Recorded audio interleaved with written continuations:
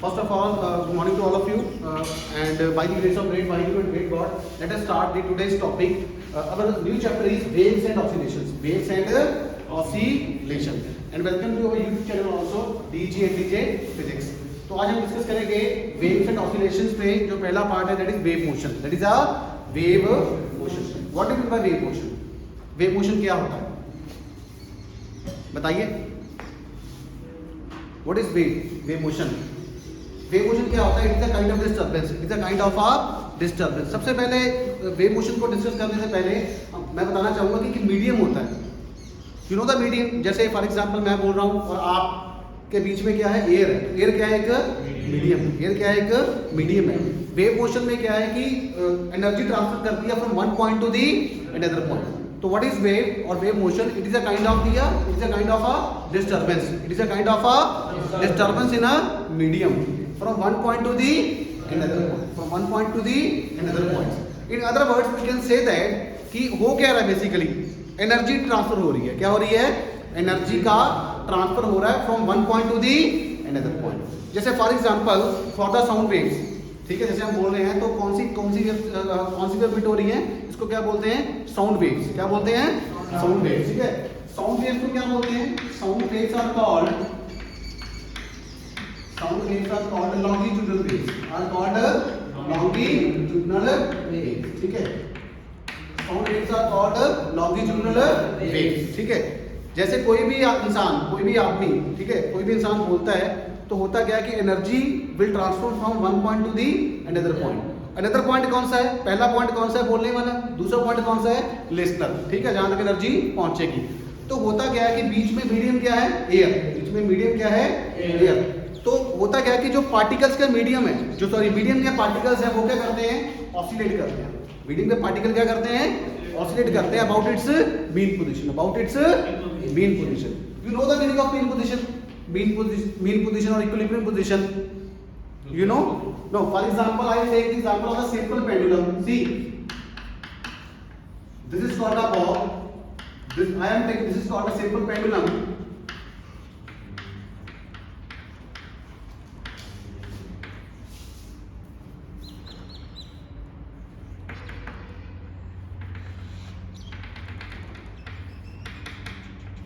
This is called a mean position. This is called the mean position at rest.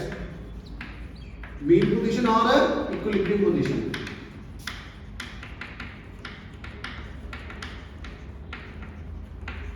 अब mean position or equilibrium position में क्या होता है?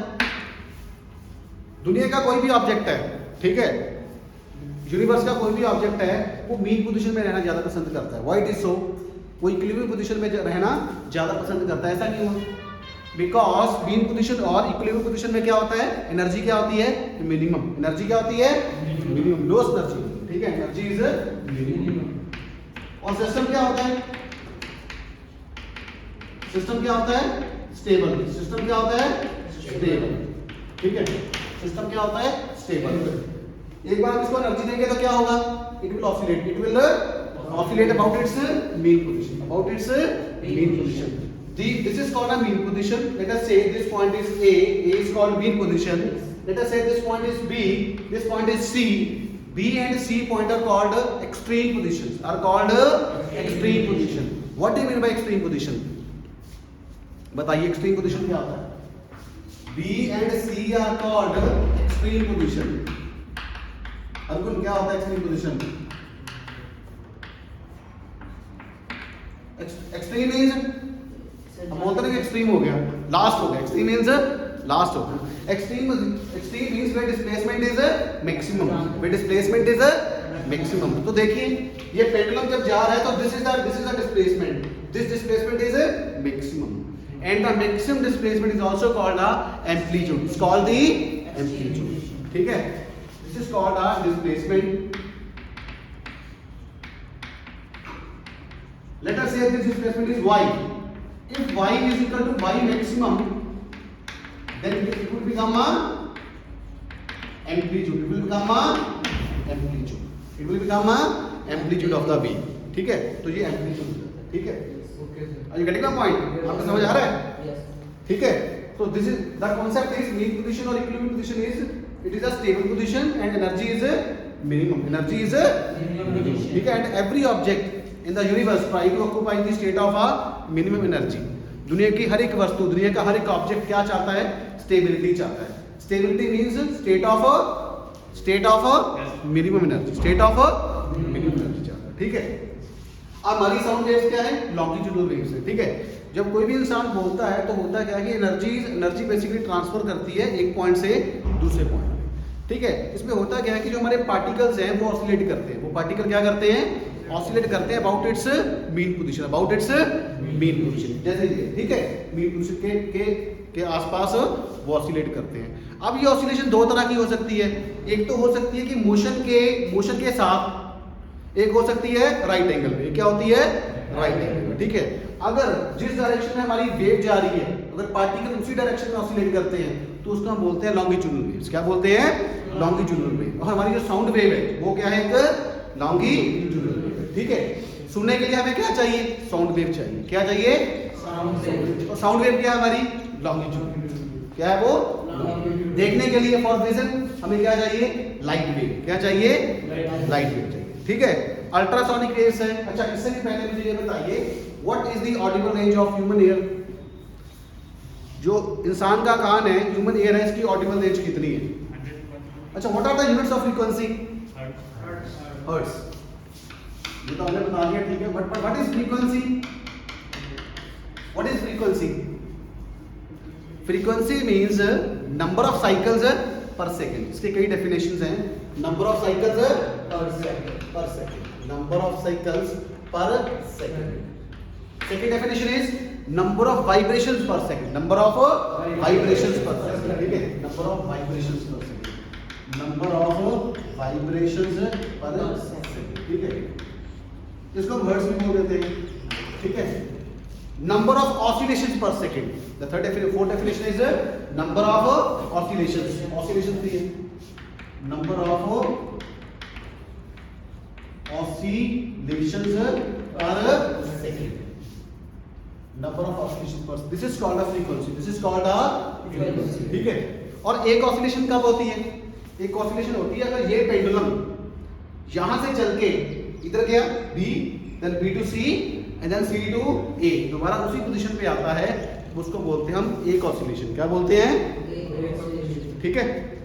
जहां से चला था वहीं पे दोबारा आए तो उसको क्या बोलते हैं? वन ऑसिलेशन, ठीक है। C A to B, B to C and then C to A, this is called a one oscillation, this is called a one oscillation, ठीक है। अगर मान लो मैं बोलता हूँ फ्रीक्वेंसी, अगर मैं कहता हूँ कि इसके एक सेकंड में ये 50 बार कर रहा है या 40 बार कर रहा है, तो इसकी क्या फ्रीक्वेंसी बन गई?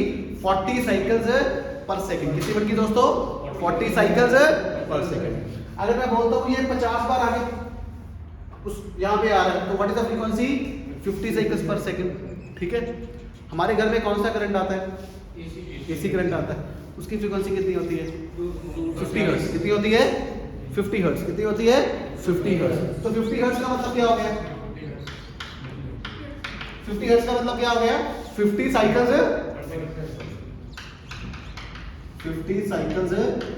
पर सेकंड, ठीक है दोस्तों। 50 साइकिल्स पर सेकंड। अब बात आ जाती है ह्यूमन ईयर की। किस पे आ जाते हैं? ह्यूमन ईयर की। What is the audible range of the human ear? हमारा जो कान है इसकी सुनने की क्षमता कितनी है? जो जेड़ा साडा कान है, ये कितनी फ्रीक्वेंसी तो लेके कितनी फ्रीक्वेंसी तक सुन सकता है? बताइए। Yes, this a good answer. What's the audible range human ear? This is also a question of viva also. ये एक वाइवा का भी क्वेश्चन है दोस्तों। What is the audible range? सिद्धक कितना होता है बताइए? Audible range is human ear is 20 hertz to 20,000 hertz. 20 hertz से लेके 20,000 हर्ट्ज तक की फ्रीक्वेंसी हमारा जो कान है ये सुन सकता है।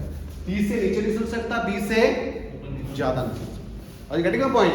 Yes, sir. Or we can say that this is 20 hertz to 20 kilohertz.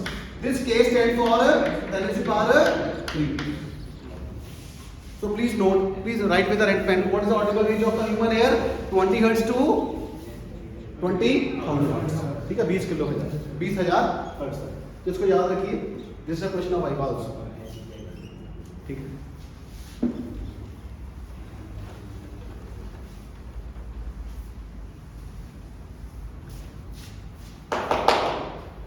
आज यू एंजॉयिंग द सेशन और नॉट? अच्छा लग रहा है ना? Yes, sir. एक बार में बोलिए Yes, sir. यस यस, तभी तो पढ़ने में मजा आएगा, ठीक है। तो हमारी जो ह्यूमन ईयर की क्षमता है, जो कैपेबिलिटी है, दैट इज 20 हर्ट्ज से लेके 20,000 हर्ट्ज तक है, ठीक है। अब हमें बोलने के लिए कौन सी वेव चाहिए? किस वेव की जरूरत पड़ती है हमें? साउंड वेव्स की। किसकी पड़ती है? Sound waves. और साउंड वेव्स का दूसरा नाम क्या है?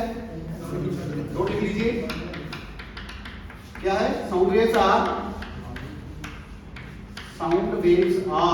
रेड पेन से नोट में लिखिए, this is note longitudinal,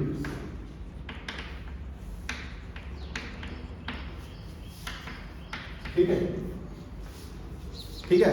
vision के लिए हमें देखने के लिए कौन सी लाइट चाहिए? हमें कौन सी लाइट चाहिए? लाइट वेव्स, ठीक है। जो लाइट वेव्स होती हैं,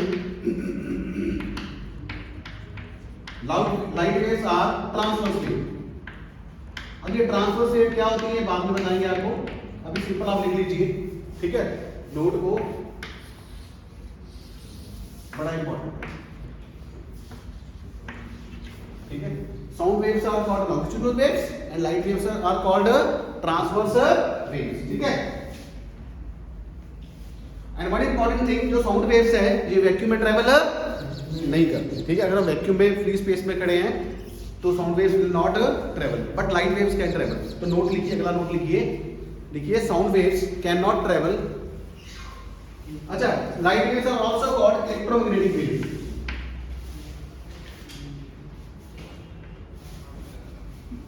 यहां पे लिखिए इलेक्ट्रोमैग्नेटिक और नाम एक ही बात है।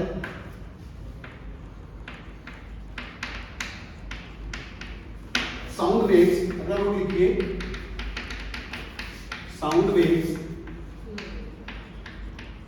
do not travel through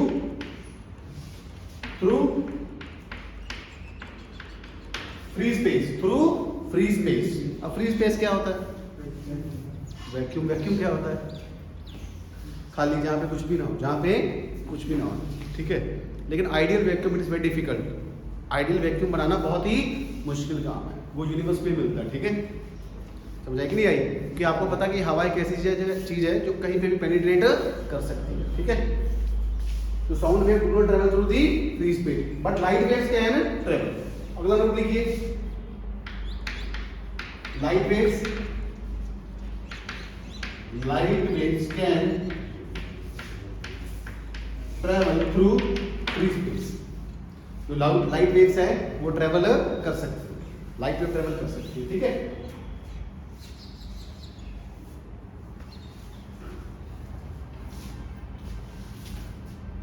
third category is ultrasonic waves. Third category is ultrasonic waves. Ultrasonic waves की जो फ्रीक्वेंसी होती है वो मोर देन 20 किलोहर्ट्ज होती है। मोर देन क्या होती है? More than 20 kilohertz. तो ये किसमें काम आती है? तो लिखिए, it is used in under sea communication.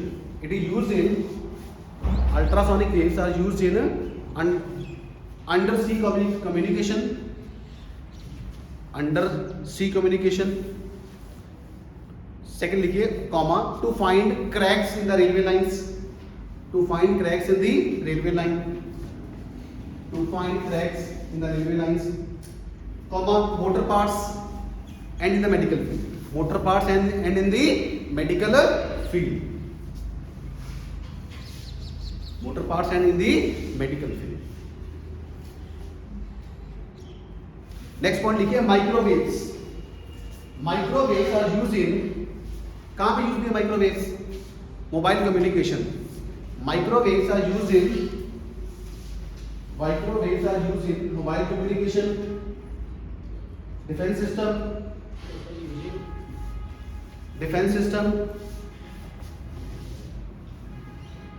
X ray etcetera, ठीक है। बहुत सी जगह पे यूज होती है, मेन है कि डिफेंस, ठीक है। Mobile communication, defence system, x ray, gamma ray etcetera, x ray, gamma ray etcetera.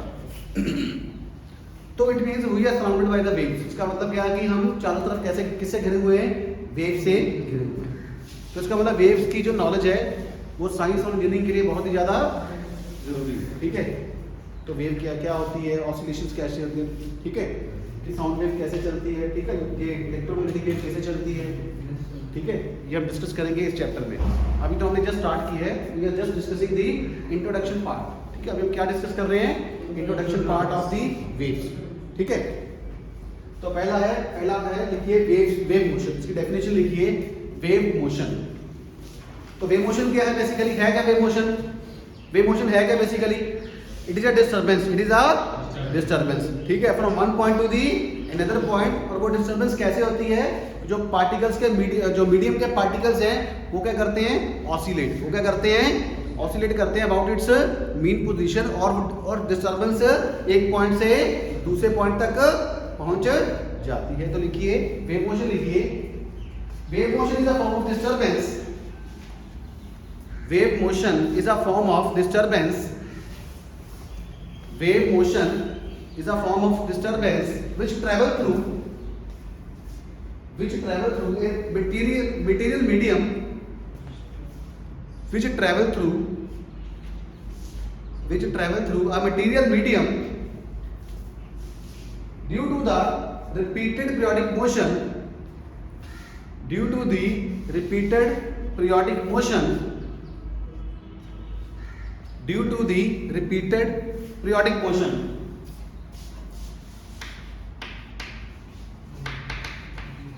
Periodic motion. Due to the repeated periodic motion of the particles of the medium. Repeated periodic motion of the particles of the medium about their mean position or equilibrium position, about their mean position, and motion get transferred from one particle to the another particle, and motion get transferred from one particle to the another particle. ठीक है, अब periodic motion क्या है, देखिए periodic motion क्या होता है। Periodic motion होता है कि जो मोशन अपने आप को रिपीट करता है after regular interval of time. ठीक है, ए motion which repeat itself after एक नोट लिख लीजिए, नोट में लिखिए पीरियोडिक मोशन। डेफिनेशन लिखिए पीरियोडिक मोशन की। Periodic motion is a motion which repeats itself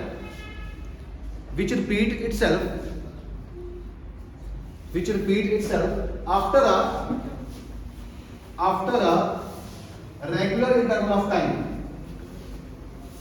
Which repeats itself after a regular interval of time. ठीक है, फॉर एग्जाम्पल कोई बता सकता है पीरियोडिक मोशन की एग्जाम्पल? अर्थ का जो मोशन है अबाउट इट्स ओन एक्सिस, वो क्या है, पीरियोडिक मोशन है। तो लिखिए the motion of the earth, जिसके कारण दिन और रात बनते हैं, जिसके कारण दिन और, पता कि नहीं पता? ठीक है, दिन और रात किसके कारण बनते हैं, जो अर्थ का motion about its own axis. और जो सन के अराउंड मोशन है वो क्या, उसके कारण क्या बनते हैं, उसके कारण साल बनते हैं ना। जब वो अर्थ जिस पॉइंट पे चलती है उसी पॉइंट पे दोबारा जाती है तो एक साल हो जाता है। ठीक है, 365 डेज गेट कंप्लीटेड, तो उसको बोलते हैं एक साल। जब अर्थ अराउंड सन एक रेवोल्यूशन, जब एक ऑसिलेशन, एक रेवोल्यूशन कंप्लीट कर लेती है, एंड इट इज कॉल्ड तब एक साल कंप्लीट हो जाता है। जब अर्थ अपनी एक्सिस के अराउंड वो अपना रेवोल्यूशन कंप्लीट करती है तो उसको क्या बोलते हैं, तो एक दिन बनता है। क्या बनता है, एक दिन। तो लिखिए फिर motion of the earth about its own axis, motion of the earth about its own axis is an example of periodic motion, is an example of the periodic motion। ठीक है, is an example of the periodic motion। अब देखो हो क्या रहा है, हो क्या रहा, इसमें भी मीडियम है, जो पार्टिकल्स है मीडियम के, वो क्या करते हैं, ऑसिलेट करते हैं। किसके अराउंड ऑसिलेट करते हैं, about its mean position, about its mean position. तो मोशन जा तो इस तरह का होगा, अगर वेव इस तरफ जा रही है, वो परपेंडिकुलर कर रहे हैं, तो इसको बोलते हैं इलेक्ट्रोमैग्नेटिक वेव, ट्रांसवर्स नेचर। अगर वेव इस डायरेक्शन में जा रही है, मोशन भी इस डायरेक्शन में हो रहा है, तो उसको बोलते हैं हम, क्या बोलते हैं, उसको बोलते हैं हम लॉन्गिट्यूडनल नेचर। क्या बोलते हैं, लॉन्गिट्यूडनल नेचर। ठीक है, तो हमारा जब कोई भी इंसान बोलता है, जब साउंड वेव्स ट्रेवल करती हैं, तो इसका मतलब ये नहीं है कि जो बीच में हवा है, कि हवा के पार्टिकल्स एयर आगे जा रही है, पार्टिकल्स वहीं पे रहते हैं। पार्टिकल्स क्या करते हैं, मीडियम के, they get oscillate about its mean position. और डिस्टर्बेंस क्या होती है, एक पार्टिकल से दूसरे पार्टिकल पे ट्रांसफर होती है। ठीक है, तो ये एक ऐसा ही मोशन है, जैसे क्लास में किसी एक बच्चे ने कोई जोक सुनाया, तो वो डिस्टर्बेंस दूसरे को देता है, दूसरा तीसरे को देता है, तीसरा चौथे को देता है। तो होता क्या है कि इस एंड से डिस्टर्बेंस उस एंड तक पहुंच जाती है। तो क्या वो स्टूडेंट तो नहीं उठ के चला गया वहां पे, क्या स्टूडेंट उठ के गया वहां पे, नो। तो गई क्या है, अब डिस्टर्बेंस गई है, क्या वो जो क्या था, बेसिकली एक डिस्टर्बेंस थी। तो वो कह रहा है कि students are not get displaced. ठीक है, स्टूडेंट एक पॉइंट से दूसरे पॉइंट पे चल के नहीं गया, और स्टूडेंट को अब क्या मानते हैं हम, पार्टिकल। क्या मानते हैं, पार्टिकल। तो पार्टिकल्स गेट नॉट डिस्प्लेस्ड। ठीक है, पार्टिकल्स अपनी पोजीशन चेंज नहीं करते, पार्टिकल सिंपल क्या करते हैं, ऑसिलेट करते हैं about its mean position.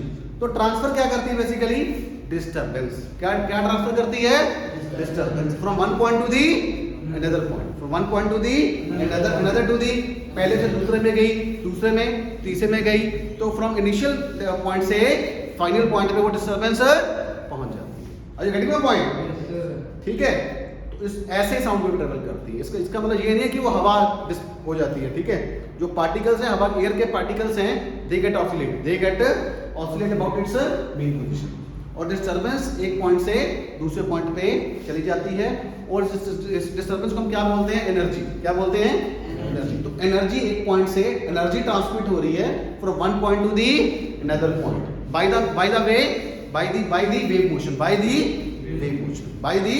Wave motion. ठीक है, और ये आगे डिस्कस करते हैं कि हमारा मीडियम कैसा होना चाहिए, हमारा मीडियम कैसा होना चाहिए, सो दैट कि जो एनर्जी है प्रॉपर एक पॉइंट से दूसरे पॉइंट पे ट्रांसफर हो। तो लिखिए, नेक्स्ट लिखिए जो वेव मोशन है, देखो वेव मोशन मींस, ऐसे लिखिए, wave motion means transmitting the energy, wave motion means transmitting the energy from one point to the, transmitting the energy from one point to the another point, from one point to the another point in the medium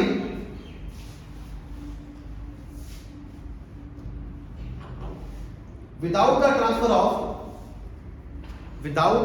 of any material medium. I mean to say it is a transfer of energy from one point to the another point without the transfer of, ऐसे लिख लीजिए, it is a transfer of energy from one point to the another point without the transfer of material medium, without the transfer of material medium with it.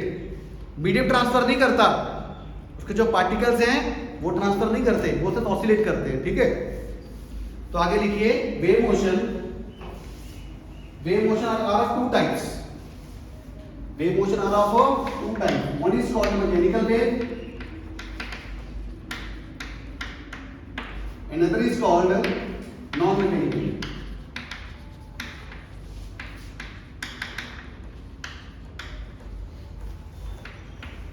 Mechanical wave, non-mechanical wave. Mechanical wave is also called elastic waves.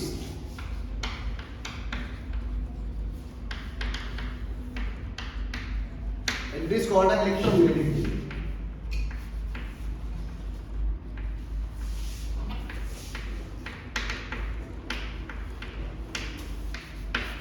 ठीक है, mechanical waves means elastic waves.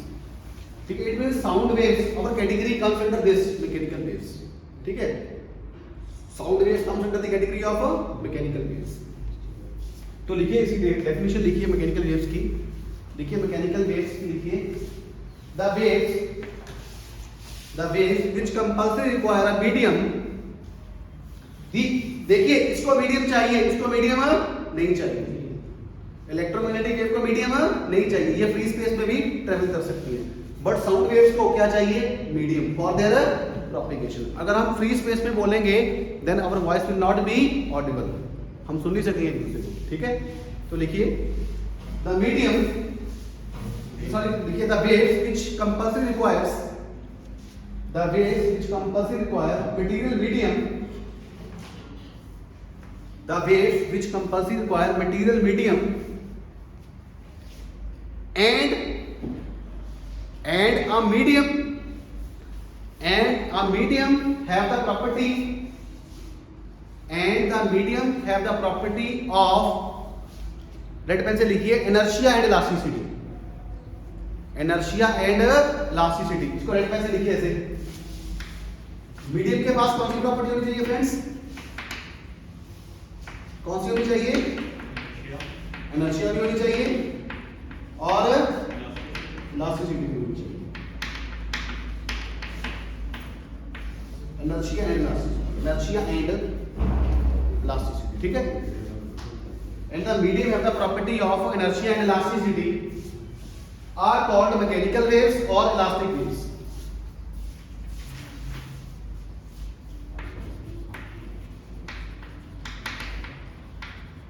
ये mechanical wave, ठीक है,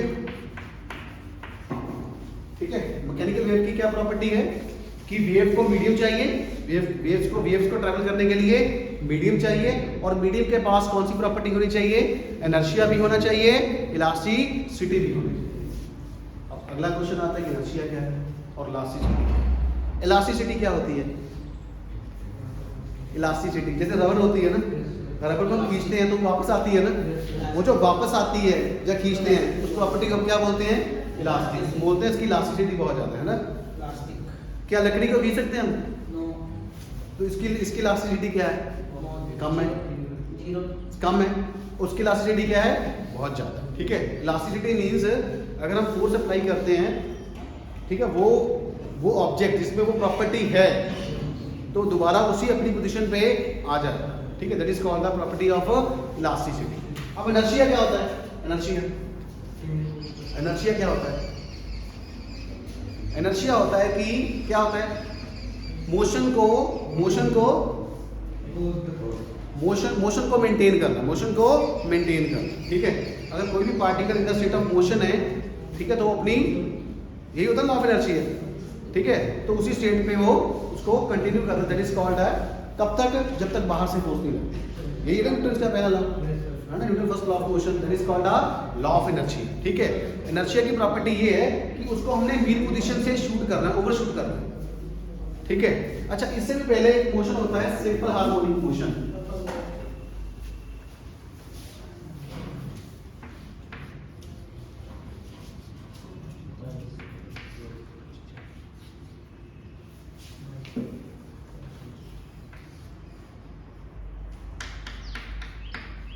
ठीक है।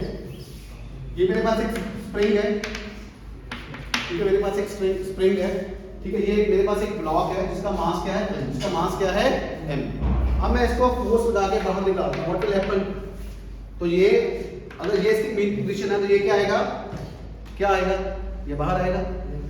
अगला diagram कैसे बनेगा, तो ये यहां पे आ जाएगा ना, आएगा नहीं आएगा, तो इसका मतलब this is a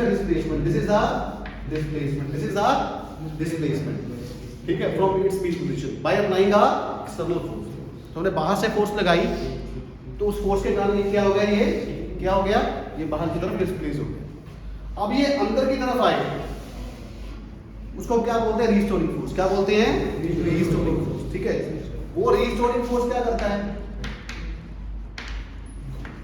restoring force क्या करता है कि इस ऑब्जेक्ट को, इस ब्लॉक को दोबारा इसकी मीन पोजीशन पे लेके आता है, तो ठीक है। उस रीस्टोरिंग फोर्स के कारण ये क्या है, फिर इस तरफ आता है, फिर इस तरफ आगे जाता है, तो इस मोशन को क्या बोलते हैं हम, सिंपल हार्मोनिक मोशन, क्या बोलते हैं, सिंपल हार्मोनिक मोशन। आपने सुना होगा सिंपल हार्मोनिक मोशन, ठीक है, सिंपल हार्मोनिक मोशन, ठीक है।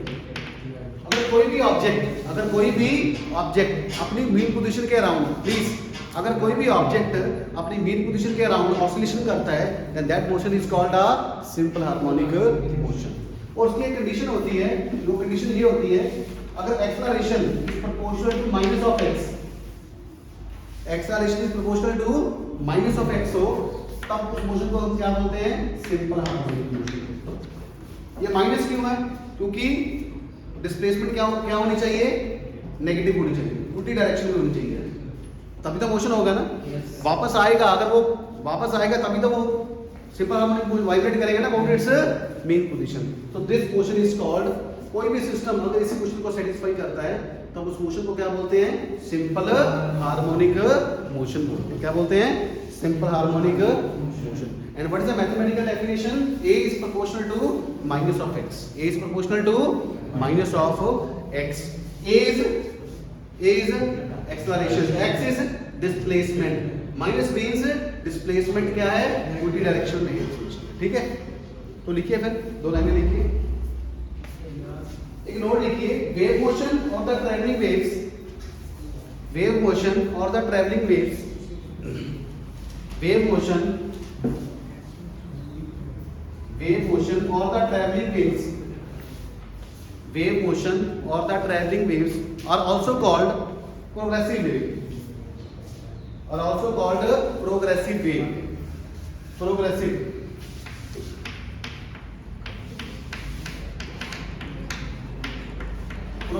ठीक है। प्रोग्रेस का मतलब क्या होता है? कोई चीज आगे बढ़ रही है, ठीक है, ठीक है, और सिंपली कॉल दी प्रोग्रेसिव वेव। तो ये नोट में लिखिए, कितने नोट हो गए हमारे? 3 हो गए, जितने भी नोट है you have to write all the notes with the red pen, because यही असली फिजिक्स है, ठीक है। जो नोट है ये असली फिजिक्स है, ठीक है, प्योर फिजिक्स है ये, ठीक है। 4 नोट हो गए, तो बाद में हम ये नोट्स, ये इस नोट्स की फोटो खींच के पीडीएफ बना के इसको डालेंगे, व्हाट्सएप पे डालेंगे और चैनल पे भी डालेंगे, ठीक है, और हमारा जो गूगल क्लासरूम है उस पर भी डालेंगे, ठीक है। तो नोट्स अच्छे बनाइएगा, ठीक है, कोई दिक्कत है तो मुझसे पूछ लीजिएगा। तो लिखिए, when some particles of the medium, पहला पॉइंट लिखिए, when some particles of the medium, when some particles of the medium, when some particles of the medium are displaced from its mean position, are displaced, when the particles of the medium get displaced from its mean position, कैसे जाएंगे वो? कैसे जाएंगे? By giving energy, by giving energy, by giving energy, by giving energy, they start to execute, they start to execute, use a red pen, simple harmonic motion. They start to execute simple harmonic motion, SHM, इसको क्या बोल देते हैं? SHM, S dot H dot M, इसका क्या मतलब है? SHM का मतलब क्या है? Simple harmonic, simple harmonic motion, simple harmonic motion only if, red pen से लिखो, only if simple harmonic motion कब होगा? अगर रीस्टोरिंग फोर्स एक्ट होगी। If a restoring force, if the restoring force acts on the particle, if the restoring force acts on the particle to bring back it, to bring back the particle, to bring, अब देखो बाहर से चला गया, screen पे चला गया, अंदर भी तो आना चाहिए ना। to bring back the particle towards its mean position, towards its mean position, towards its mean position, and it is possible only, and it is possible only if, ये कब पॉसिबल होगा? जब मीडियम हमारा क्या होगा? इलास्टिक। मीडियम हमारा क्या होगा? Elastic. And it is possible only if the medium, if the medium possesses, red pen से लिखियो, if the medium possesses the property of elasticity, अगर हमारा मीडियम इलास्टिक होगा तभी रीस्टोरिंग फोर्स उस पे एक्ट होगी। और रीस्टोरिंग फोर्स के कारण क्या होगा, वो पार्टिकल क्या होगा, एक्सट्रीम पोजीशन से दोबारा मीन पोजीशन पे आएगा। ठीक है, ठीक है। तो जो हमने लिखा था कि मीडियम के पास कौन सी प्रॉपर्टी होनी चाहिए, इलास्टिसिटी होनी चाहिए। क्या होनी चाहिए, इलास्टिसिटी। उसको हमने क्या कर दिया, एक्सप्लेन कर दिया। ठीक है, अगर मीडियम इलास्टिक होगा तभी वो जो पार्टिकल है उस पर रीस्टोरिंग फोर्स लगेगी, और जब उस पर रीस्टोरिंग फोर्स लगेगी तो वो दोबारा मीन पोजीशन पे आएगा, और जब वो मीन पोजीशन में दोबारा आता जाता रहेगा तो इस मोशन को हम क्या कहेंगे, क्या कहेंगे, सिंपल। क्या कहेंगे हम इसको, सिंपल हार्मोनिक मोशन। देखो यहाँ पे एनर्जी के कारण यहां से यहां चला गया, अब यहां से दोबारा भी तो आना है ना, यहां से दोबारा कब आएगा, जब उस पर रीस्टोरिंग फोर्स अंदर की तरफ लगेगी टुवर्ड्स द मीन पोजीशन। और रीस्टोरिंग फोर्स तभी लगेगी अगर मीडियम हमारा क्या होगा, इलास्टिक होगा। मीडियम क्या होगा हमारा, इलास्टिक। अगर रबड़ इलास्टिक होगी, मैंने खींच दिया तभी वो वापस जाएगी ना। अगर रबड़ इलास्टिक नहीं होगी, व्हाट विल हैपन, वो टूट जाएगी। वो क्या होगा, टूट जाएगा। ऐसे ही होता ना, ऐसे ही होता ना। कुछ पार्टिकल्स ऐसे होते हैं, कुछ मटेरियल ऐसे होते हैं, आप खींचते हैं, एक बार खींच जाते हैं फिर टूट जाते हैं, तो इसका हम उसको क्या कहेंगे, these are not elastic materials, ये नॉन इलास्टिक मटेरियल है। और rubber is I think finest example of the elastic material. खींचते हैं, वापस कैसे जाता है, due to the elasticity, due to the elasticity. Elasticity के कारण उस पर रीस्टोरिंग फोर्स लगता है, और रीस्टोरिंग फोर्स के कारण वो दोबारा मीन पोजीशन के पास जाता है। ठीक है, इस मोशन को क्या बोलते हैं, तो this kind of motion will execute, the particle will execute this kind of motion, and this kind of motion is called simple harmonic motion, is called the simple harmonic motion. तो elasticity property we have defined, now we will define the property of inertia. ठीक है, तो लिखिए next point, लिखिए points पे लिखिए, inertia लिखिए। In order that the particle of the medium, in order that particles of the medium,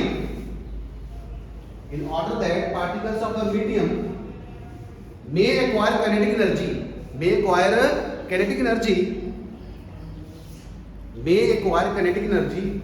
red pen से लिखिए, to overshoot the mean position, overshoot the mean position। ये भी प्रॉपर्टी होनी चाहिए ना, मीन पोजीशन से निकलेगा तभी तो रीस्टोरिंग फोर्स लगेगा। आई गेटिंग अ पॉइंट, घर से निकलेगा तभी तो वापस आएगा घर पे। मीन पोजीशन क्या है उसका, घर। ठीक है, तो हमें सबसे पहले क्या चाहिए, किनेटिक एनर्जी चाहिए। क्या चाहिए, जिसके कारण वो अपनी मीन पोजीशन को छोड़े, ओवरशूट करे। ठीक है, ठीक है। उसके बाद कौन सी प्रॉपर्टी एक्ट होती है, इलास्टिसिटी। एक बार पहुंच गया एक्सट्रीम पोजीशन पे, फिर रीस्टोरिंग इलास्टिसिटी के कारण रीस्टोरिंग फोर्स लगता है, और वो मोशन क्या करता है, सिर्फ एग्जीक्यूट करता है। और ठीक है, अबाउट इट्स मीन पोजीशन। ठीक है, तो दोनों चाहिए, इनर्शिया भी चाहिए, इलास्टिसिटी भी चाहिए। To overshoot the mean position, comma, it should require the property of inertia, हमें उसको मीन पोजीशन से बाहर लेके जाने के लिए, ओवरशूट करने के लिए क्या चाहिए, इनर्शिया की चाहिए। ठीक है, किनेटिक एनर्जी चाहिए, और वो तभी होगा जब उसके पास इनर्शिया प्रॉपर्टी होगी। ठीक है, it should possess the property of inertia. Last point लिखिए रेड पेन से, hence a wave motion can occur in a medium, hence a wave motion can occur in a medium which possesses the property of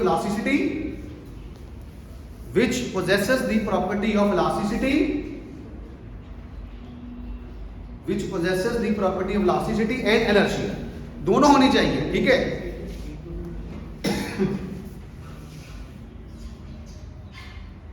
साथ में लिखिए this wave motion, red pen से लिखिए, this wave motion represents transfer of energy, this wave motion represents transfer of energy and not the transfer of particles of the medium,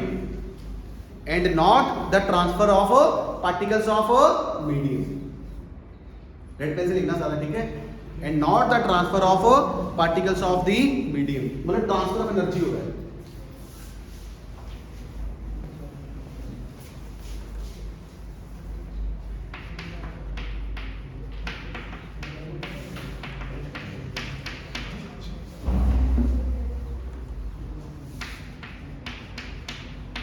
ठीक है,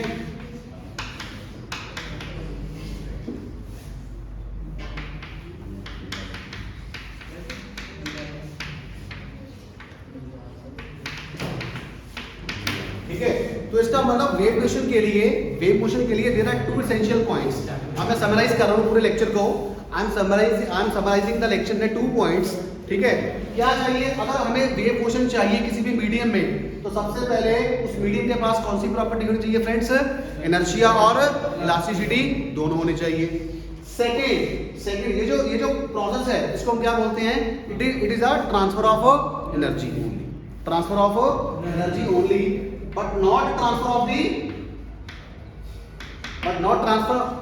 transfer the particles of the medium.